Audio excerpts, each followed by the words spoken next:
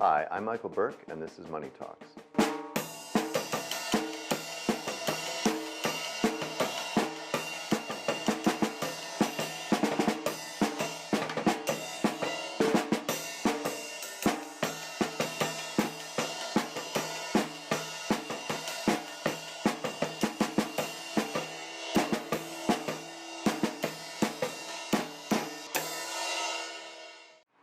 Hi, welcome to Money Talks. We are in downtown Racine at the very newest shop called Twice Baked Pottery with the founder and artist Scott Obernberger. And we're at 320 Main Street. And I'll say right at the outset, you open on April 28th. That's a Tuesday. This show will actually appear the day before. So if you see the show today on Monday, you have to wait till tomorrow to come out here. You call your business Twice Baked Pottery because you take your creations, and we have a lot of them here that we're going to show and talk about, all the way from a lump of clay to a finished piece of pottery. Let's right away show a few examples of some of the things you make, Scott. What have you got here? Sure. First I want to thank everybody and thank you for interviewing me. What I have here are, these are finished products. This is an apple baker. People can use that in the microwave. Everything is food safe, dishwasher safe, microwave safe, oven safe.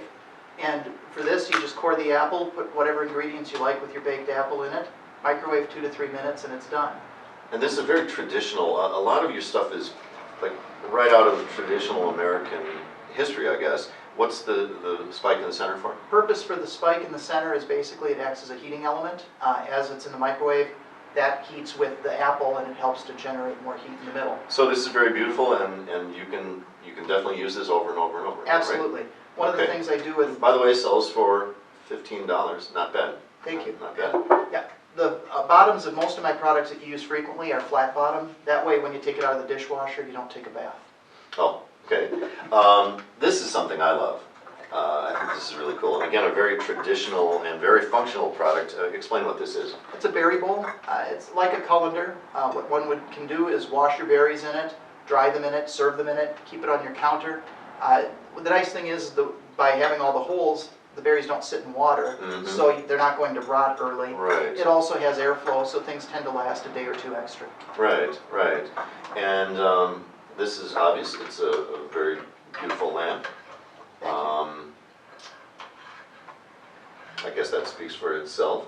What else do you? What are a couple other things you have back here? Other things I do are soup cups or cappuccino cups, depending on how thirsty you are for cappuccino. That's a year's worth of cappuccino for me. I do spoon rests for kitchens, pie plates, chip dips. Also do vases. I like to do a lot of carving in my work now, so I find it fun. This is a process called sgraffito, where you use a colored clay. Yeah, I'm not sure if that is in the shot or not. Let's show one of the bowls. Sure. I should just show this. So lots and lots of functional stuff. Oh, and by the way, this is something kind of cool. Pie plates. Yeah. In the actual shape of a pie. So you just basically press the functional pie plate. Throw it in the oven. It bakes a pie just perfectly. Everything gets fired twice. That's part of the reason for the name Twice Baked Pottery. First time is to what's called bisque ware. Well, wait, let's hear, before we get there. Sorry. I want to talk about how you got to this point, because you have not been an artist all your life, not even close to it. In fact, you, before you did this, were in criminal law. You were a lawyer for 17 years or something like that. 18 and a half. Oh, okay, I stand corrected. Talk about why you took this enormous leap from the world of criminal law and got yourself to this point. Sure. Practiced law for probably about a dozen years or so. Had never taken an art class before. Always loved pottery, thought it was very interesting, was curious how people made things. And I was able to take a class. A good friend of mine bought me a class as a gift. And I threw horrible objects, but I had a blast doing it. They were huge, they were heavy, looked like doorstops. And kept taking classes though, and gradually got better and got to a point where I started doing art shows, and been doing art shows for about 4 years. And about 6 months ago, in late October, I had a This would be 2014. 14, correct. I had sort of a mini stroke. It's kind of a warning stroke. Okay. Went to the doctor. The doctor said, here's what's happened. and decided that it was time to change. And you direction. definitely link that stroke to the stress of that profession, correct? I think that's a part of it. There was some physical component as well, but I think the stress levels had reached a point where that was, the writing was on the wall if I kept doing what I was doing. And you told me about you were working some insane hours at that time too. So I think that's really just fascinating. It's really great. Must be a little bit like jumping off a cliff though, right? Well, you never know what life is gonna have in store, and this was a great way though to change the direction and do something I really enjoy doing. Okay, and now let's talk a little bit about the process, Sure. the steps involved. Sure. Most of my works are wheel thrown, and when it comes off the wheel, it's much wetter than this, of course. You let it dry, and it reaches a point that we call green ware. It's very brittle. It'll break very easily if you handle it too rough. By the way, that's a very odd term for something that's clearly not green. Yeah, I know. You didn't admit that. No, can't take credit for that. You fire it the first time to 1,945 degrees, and it comes out basically rock hard, but very dry, no color in it, and that's when you glaze it. Once you glaze it, you fire it again, this time to just under 2,200 degrees, and the glaze during the firing turns into almost a glass surface, and that's when you get the color and the texture. So this one doesn't have any particular designs or markings or anything on it. No, this is just but a regular old bowl. Obviously, you're forming and doing the carvings and putting holes and things in when it's at that malleable stage. Correct. Speaking of the colors, I found this really fascinating. In your back room, you showed how you explained how the glaze is not that color before it's fired. No. It's always a different color, and so you wouldn't know what colors you're getting, except that you have this really organized grid to show these are finished colors, but you also have them all carefully labeled, so you're going to know exactly what you're going to get ahead of time, even though it doesn't look like that. Exactly, because the glaze that you put on, sometimes in liquid form the glaze might be in a red, but when you fire it, it's going to be blue. Wow, Unless you've that's got a huge change. It is, and unless you have everything labeled really closely, and you know what you're going to get when you do different mixtures, it's always going to be a surprise. And if it's a bad design, I don't want to replicate it, so I need to know what it was. And if it's fantastic, you want to be able to replicate it. Exactly. Yeah. We're going to probably save a little bit of time here to show some of the process and things we've talked about. But let's just mention a few things before that. You're bringing in other artists into the shop too. What are, just kind of reel off some of the other kinds of art we're going to see here? Sure, I'm very excited. I've got two woodworkers, one of whom makes very, very beautiful birdhouses. I have another woodworker who does cutting boards, cheese boards, coasters, things like that. I have a basket weaver. She does great work. She's going to have her work featured here as well. Also an encaustic painter.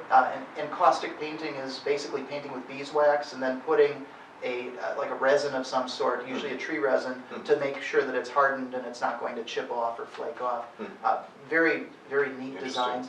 Watercolorist and also a couple of other potters eventually will also have some of their work featured here as well. Okay, and all these artists, by the way, are ranging in geography from the Racine area to about Madison, so they're all pretty local. Yes, all Wisconsin artists at this point. Yeah.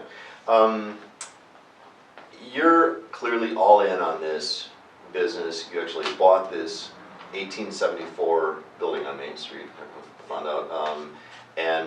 So this is a serious commitment. It's not something you're going to dabble in for a year or two and then go on to something else. To get through the Racine winters, downtown, you're not in a mall, you're on downtown Main Street. You'll be selling, I assume, through your website too? I will, yes, Okay. absolutely. I encourage people though to come to the store if you're local, if you're in the area, or to come to one of the shows that I do. I'm going to be doing hopefully about 24 shows a year, and that's another way to find my work. I usually discourage shipping just because obviously it's fragile work. Second, it also increases the price quite a bit. And I'd rather have people be able to get as much product as they can rather than spend it on a box and ship it. Sure. Maybe going to the website is the first step if you can't immediately get down here and just kind of see some of the examples. And give me a call, and if you want it shipped, I'm happy to ship it. But if you're close by and you want to make arrangements or special order something, I'm happy to do that as well. What hours are you gonna be open? Open Tuesday through Thursday, 10:30 to 6, Friday and Saturday, 10:30 to 8 o'clock at night. Okay, well, the best of luck with the business, and let's take a look at how you make something. Thank you. Okay, I'm just gonna get the center opened up a little bit.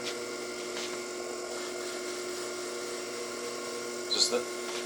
Do these wheels always go at a constant RPM, or do you? I control adjust the that? speed with my pedal. Oh, I see. Oh, yeah. Okay. You ready for me to do something here?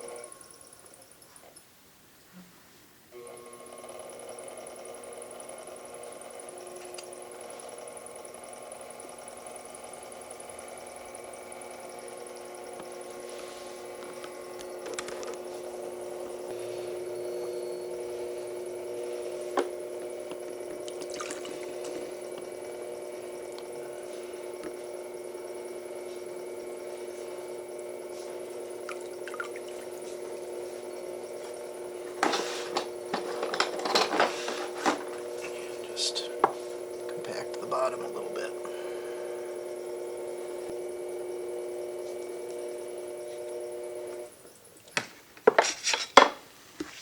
So you've been watching Money Talks. Thanks a lot for watching, and please come down to Twice Baked Pottery at 320 Main Street and meet Scott Obernberger and see some of his pieces. You'll even see this one when it's finished. Thanks a lot for watching. Thanks to our producer, Greg Shaver, and I'm Michael Burke. We'll see you next time. Thank you.